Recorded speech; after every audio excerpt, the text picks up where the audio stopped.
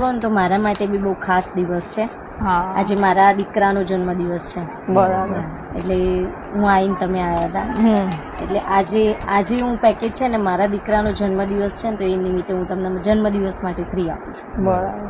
એટલે આજે હું કોઈ દાતા તરફથી નહીં, મારા તરફથી જ હું પેકેજ આપું છું. બરાબર. એટલે પ્રાર્થના કરજો કે એ સુખી રહે. કારણ કે હું બી એક સિંગલ મધર છું. હું બી એક, મારા બી હસબન્ડ નથી, એટલે હું બી એક સિંગલ મધર છું. એટલે જે બી છે મારી દુનિયા મારો દીકરો જ છે. એટલે આજે એના જન્મદિવસ છે ને એના જન્મદિવસ નિમિત્તે હું તમને આ પેકેજ દીકરીને ભેટ આપું છું. અને મને એ વાતની ખુશી છે કે ભાઈ એક માતા પિતા વિનાની દીકરી છે, કોઈ જ નથી આગળ પાછળ, કુટુંબમાં બી કોઈ નથી. એટલે જોરા મદદ થઈ તો સારું આપણે. એટલે તો કહું છું કે આજે એને માતા પિતાની દીકરી છે એટલે હું મારા તરફથી એને આજનું પેકેજ હું એને ભેટ આપું છું. ખૂબ આભાર બેન તમારો. ના બસ મને તો એ જ છે કે બસ મારો દીકરો સુખી રહે.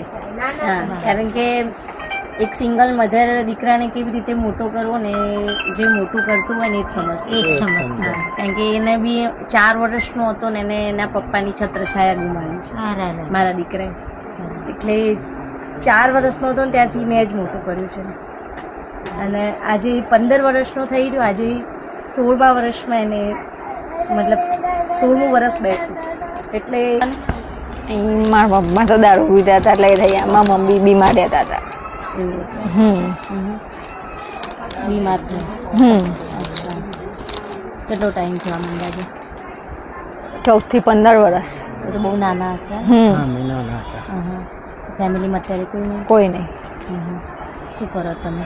ઘરકામ કરવા જાઓ છો? અચ્છા, તમે ભાઈ છો? હા. શું કરો છો? કડિયા કામ. બે ભાઈ બહેન જ છો? કડિયા કામે જાઓ છો? રહેવાનું ક્યાં તમારે? હાસોલ.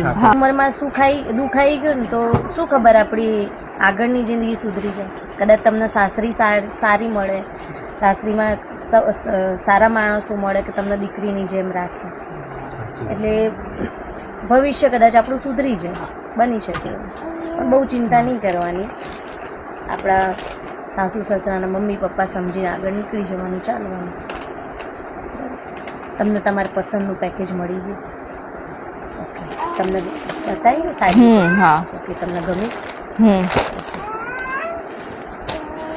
આજે અમારા બી દીકરાનો બર્થડે છે એટલે આશીર્વાદ આપતા જજો કે ભાઈ એ બી એના જીવનમાં સુખી થાય. બેન ભણીને તમારો દીકરો આગળ વધે, આવી નવી સમસ્યા આપતા